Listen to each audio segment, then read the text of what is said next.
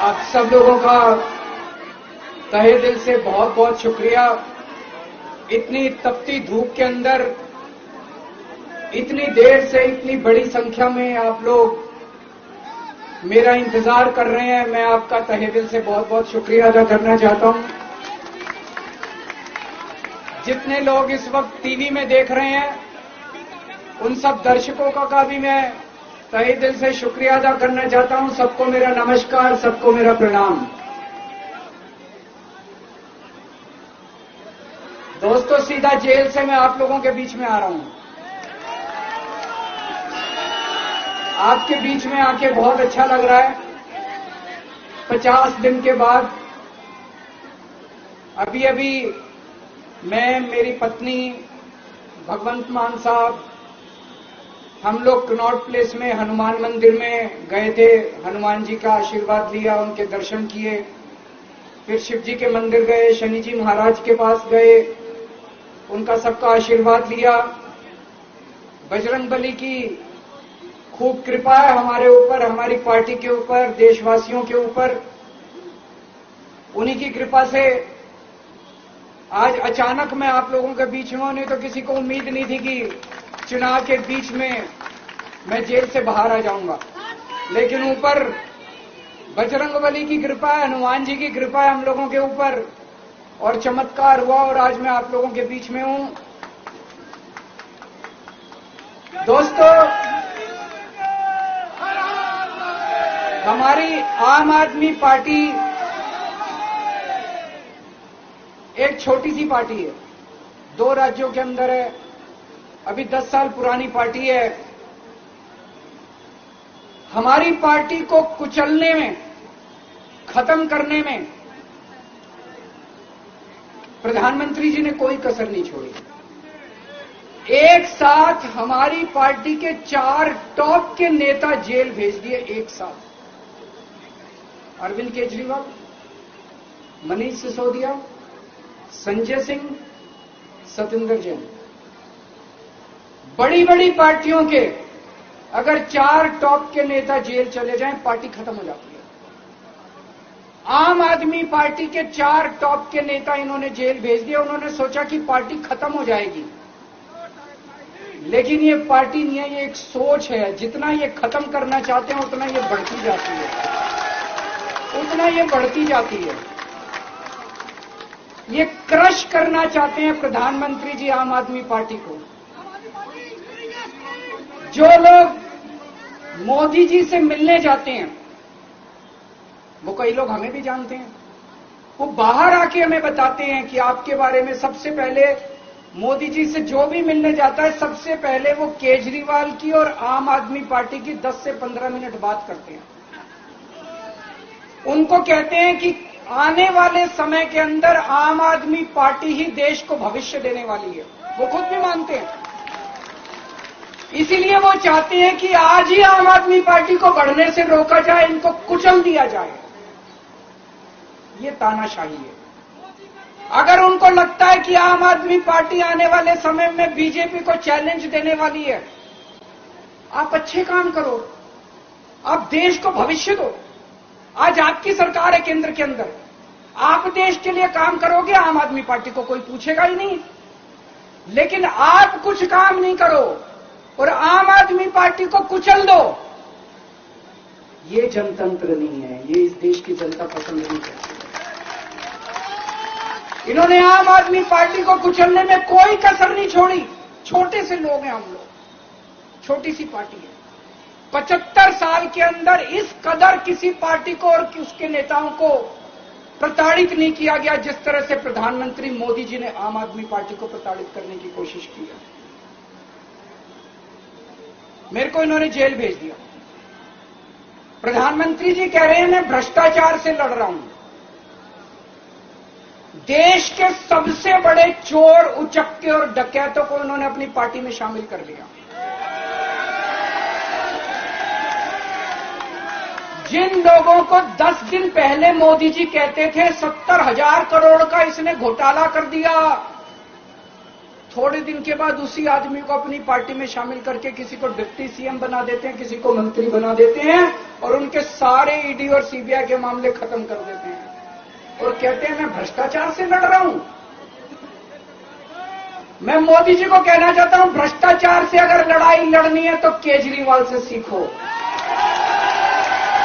प्रधानमंत्री जी, भ्रष्टाचार के खिलाफ लड़ाई केजरीवाल ने लड़ी है। 2015 में जब दिल्ली में हमारी सरकार बनी थी, हमारे एक मंत्री का एक ऑडियो मेरे पास किसी ने व्हाट्सएप कर दिया। उस ऑडियो में मेरा मंत्री किसी दुकान वाले से 5 लाख रुपए मांग रहा था। किसी मीडिया वाले को नहीं पता था, विपक्ष को नहीं पता था। आप लोगों को याद होगा, मैंने अपने खुद मंत्री को सीबीआई के हवाले कर दिया, जेल भेज दिया था अपने मंत्री को। ये होती है भ्रष्टाचार के खिलाफ लड़ाई। पंजाब के अंदर मेरा एक मंत्री भ्रष्टाचार में मेरे को पता चला कि वो पैसे मांग रहा है।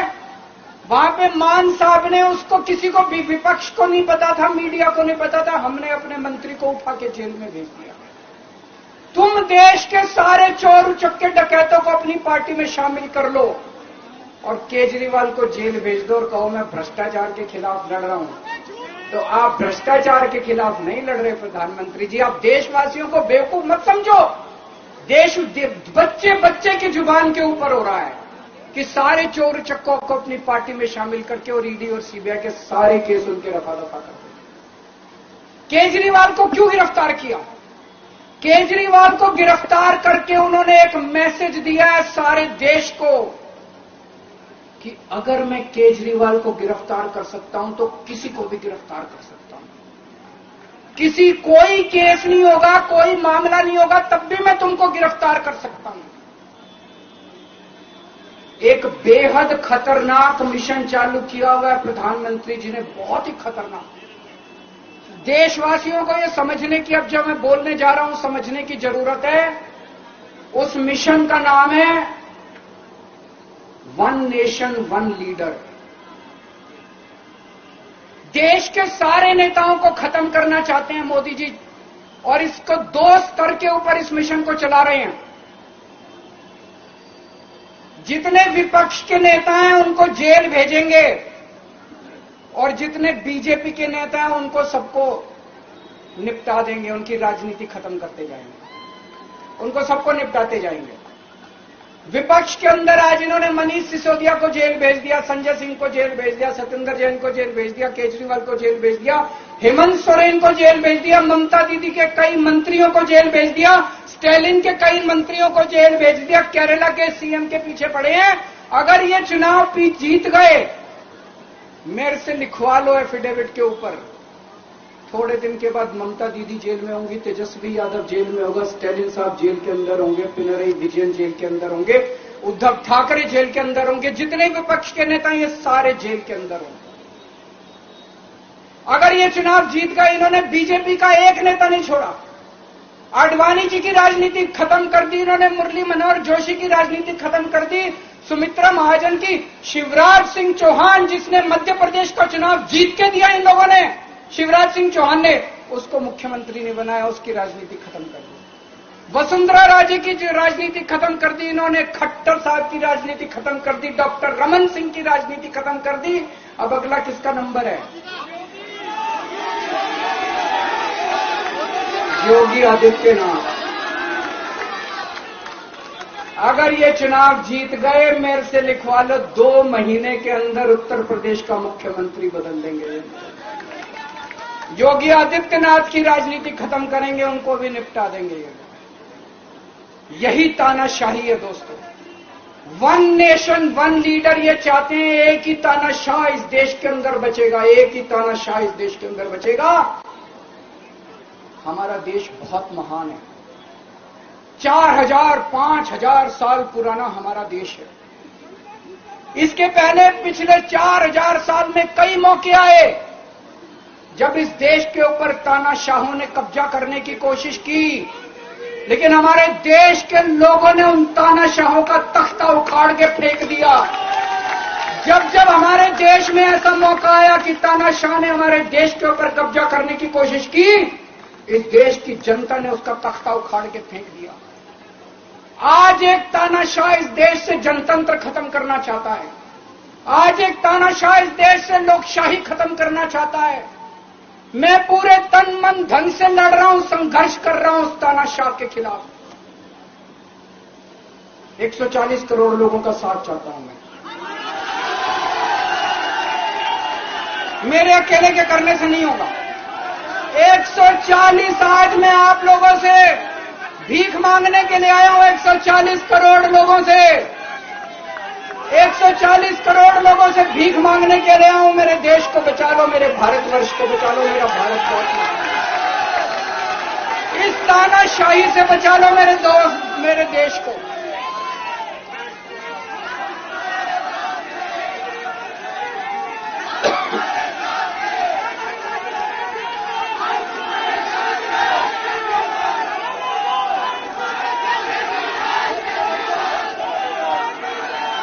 मैं सुप्रीम कोर्ट का बहुत बहुत शुक्रिया अदा करना चाहता हूं। उन्होंने 21 दिन दिए हैं, एक एक दिन में 24 घंटे हैं। मैं एक दिन में 24 में से 36 घंटे काम करूंगा। पूरे देश भर में घूमूंगा इस तानाशाही को रोकने के लिए। दोस्तों, जितनी मेरे अंदर ताकत है, मेरा सब कुछ कुर्बान है देश के लिए। मेरा तन मन धन सब कुछ कुर्बान है मेरे देश के लिए। मेरे खून का एक एक कतरा मेरे देश के लिए, मेरे शरीर का एक एक कतरा, मेरी जिंदगी का एक एक पल मेरे देश के लिए। मेरे देश को बचाने के लिए मैं पूरे देश में जाऊंगा। अब एक बहुत महत्वपूर्ण बात करने जा रहा हूं, उसको ध्यान से सुनना। ये लोग इंडिया गठबंधन से पूछते हैं आपका प्रधानमंत्री कौन होगा। मैं बीजेपी से पूछता हूं आपका प्रधानमंत्री कौन होगा। आप लोग सोच रहे होंगे केजरीवाल क्या बात कर रहा है, मोदी जी होंगे। नहीं, मोदी जी अगले साल 17 सितंबर को 75 साल के हो रहे हैं। बीजेपी के अंदर मोदी जी ने 2014 में मोदी जी ने खुद ने रूल बनाया था कि बीजेपी के अंदर जो भी 75 साल का होगा उसको रिटायर कर दिया जाएगा। सबसे पहले आडवाणी जी को रिटायर किया गया, उसके बाद मुरली मनोहर जोशी जी को रिटायर किया गया, फिर सुमित्रा महाजन को रिटायर किया गया, फिर यशवंत सिन्हा को रिटायर किया गया। अब मोदी जी अगले साल 17 सितंबर को रिटायर होने वाले हैं। तो मैं बीजेपी से पूछना चाहता हूं आपका प्रधानमंत्री का दावेदार कौन है। दोस्तों, अगले साल 17 सितंबर तक अगर इनकी सरकार बनी तो उस पर भी आऊंगा मैं। अगर इनकी सरकार बनी तो पहले अगले 2 महीने में योगी जी को निपटाएंगे ये, और उसके बाद मोदी जी के सबसे खास अमित शाह को ये प्रधानमंत्री बनाएंगे। तो मैं लोगों को, देश के लोगों को आगाह करना चाहता हूं, मोदी जी अपने लिए वोट नहीं मांग रहे। मोदी जी अमित शाह को प्रधानमंत्री बनाने के लिए वोट मांग रहे हैं। मैं पूछना चाहता हूं मोदी जी से और अमित शाह जी से, ये मोदी की गारंटी पूरी कौन करेगा? क्या अमित शाह मोदी की गारंटी पूरी करेंगे?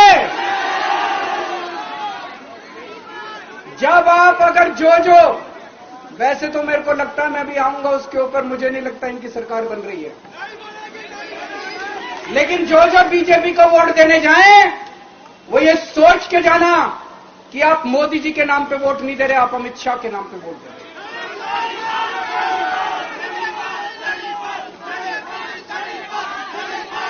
अब एक खुशखबरी है आप लोगों के लिए। अब एक खुशखबरी है, सबको बता देना जो मैंने बातें कही है, बड़ी सोच समझ के कही है। वहां बैठ के यही सोच रहा था 50 दिन से।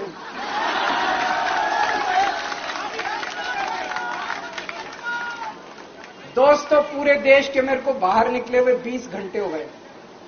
इन 20 घंटों के अंदर भी मैंने रात भर में जनता से बात कर रहा था, लोगों से फोन कर रहा था।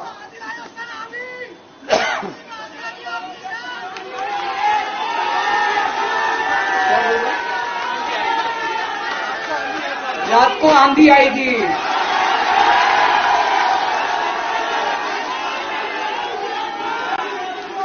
पिछले 20 घंटे में मैंने जो बातचीत करी है, कई बड़े बड़े एक्सपर्ट से बात की, चुनाव विश्लेषकों से बात की, सेफोलॉजिस्ट से बात की, जनता से बात की, फोन पे लोगों से।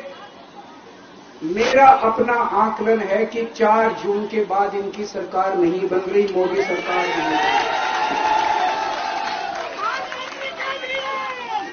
दोस्तों, अगर मैं गलत हूं तो मेरे को बताना। हरियाणा में इनकी सीट कम हो रही है, राजस्थान में कम हो रही है, कर्नाटक में कम हो रही है, दिल्ली में कम हो रही है, बिहार में कम हो रही है, महाराष्ट्र में कम हो रही है, कर्नाटक में कम हो रही है, बंगाल में कम हो रही है, झारखंड में कम हो रही है।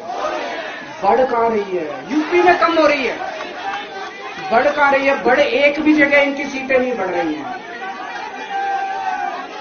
मेरा अपना मानना है, और सट्टा बाजार में भी जो चल रहा है, इनकी 220 से 230 के बीच में सीट आ रही है, उससे ज्यादा सीट नहीं आ रही।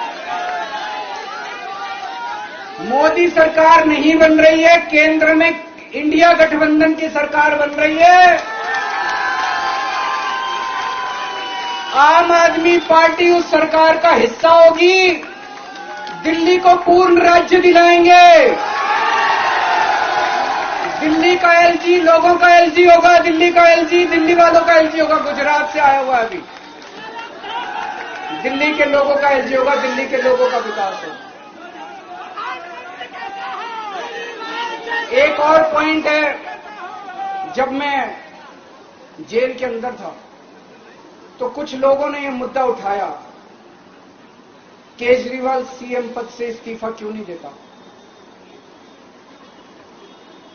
दोस्तों, केजरीवाल को कभी किसी पद का लालच नहीं हुआ। मैं आप मंत्री, मुख्यमंत्री, प्रधानमंत्री ये सब बनने नहीं आया। इनकम टैक्स में कमिश्नर की नौकरी करता था। कमिश्नर की नौकरी छोड़ के दिल्ली की झुग्गियों के अंदर 1 नहीं, 2 नहीं, 3 नहीं, 10 साल तक मैंने दिल्ली की झुग्गियों के अंदर काम किया है, सुंदर नगरी और नंद नगरी की झुग्गियों के अंदर। इनकम टैक्स कमिश्नर की नौकरी छोड़ के जब मेरे को दिल्ली की जनता ने पहली बार सीएम बनाया, असूलों के ऊपर 49 दिन के अंदर सीएम पद से इस्तीफा दे दिया था। एक चपरासी की नौकरी कोई नहीं छोड़ता। सीएम बनने के लिए लोग अपना दायां हाथ कटाने के लिए तैयार होते हैं। मैंने खुद से अपने आप सीएम की कुर्सी को लात मार दी थी 49 दिन के अंदर। मेरे लिए सीएम पद इंपॉर्टेंट नहीं है। आज मैंने सीएम पद से इस्तीफा क्यों नहीं दिया जेल जाने के बाद? दोस्तों, पिछले 75 साल में भारतवर्ष में इतने राज्यों के चुनाव हुए, इतने राज्यों के चुनाव हुए, दिल्ली के अंदर सबसे ऐतिहासिक बहुमत से आम आदमी पार्टी जीती। 55-56% वोट, एक बार 67 सीट, एक बार 62 सीट। इतने भारी बहुमत से आज तक कोई राज्य की सरकार 75 साल में नहीं जीती। इतने भारी बहुमत से जीतने के बावजूद झूठा केस, अब उनको पता है वो हमें हरा नहीं सकते दिल्ली के अंदर। उन्हें पता है अगले 20 साल तक दिल्ली में आम आदमी पार्टी को कोई नहीं हरा सकता। तो उन्होंने एक षड्यंत्र रचा, राजनीतिक षड्यंत्र रचा। केजरीवाल को झूठे केस में जेल भेज दो, केजरीवाल को इस्तीफा देना पड़ेगा, केजरीवाल की सरकार गिर जाएगी। उन्होंने ये षड्यंत्र रचा। मैंने कहा मैं भी इस्तीफा नहीं दूंगा। तुम अगर जनतंत्र को जेल में कैद करोगे तो जनतंत्र जेल से चला के दिखाएंगे। सरकार भी जेल से चला के दिखाएंगे। कतई इस्तीफा, तुम्हारे ट्रैप में फंसने वाले नहीं हैं। ये अगर हेमंत सोरेन साहब को भी इस्तीफा नहीं देना चाहिए था, जेल से सरकार चलानी चाहिए। अगर हमने इस्तीफा दे दिया, ये तो बड़ा अच्छा है इनके लिए। जिस राज्य के अंदर ये चुनाव हारेंगे उसके मुख्यमंत्री को पकड़ के जेल में डाल दो, सरकार गिरा दो। उसके मुख्यमंत्री को पकड़ के जेल में डाल दो, सरकार। आज मैं अगर दिल्ली की जेल के अंदर रह के दिल्ली की जेल से इस्तीफा नहीं दे रहा, वो इस तानाशाही के खिलाफ संघर्ष कर रहा हूं, इसको समझ